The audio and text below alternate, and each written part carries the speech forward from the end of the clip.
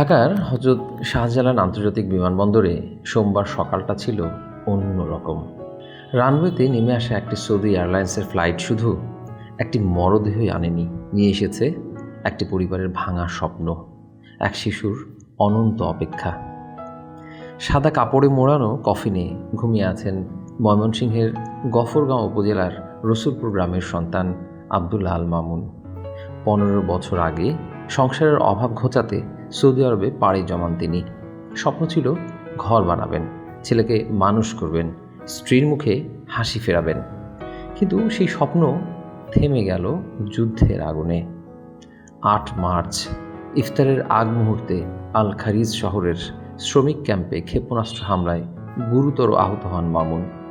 হাসপাতালের বিছানায় লাইফ সাপোর্টে মৃত্যুর সঙ্গে লড়াই করে অবশেষে 17 মার্চ রাতে হার মানেন তিনি।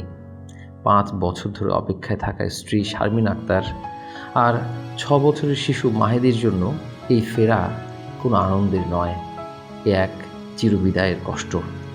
মাহেদি এখনও বোঝেই না মৃত্যু কী।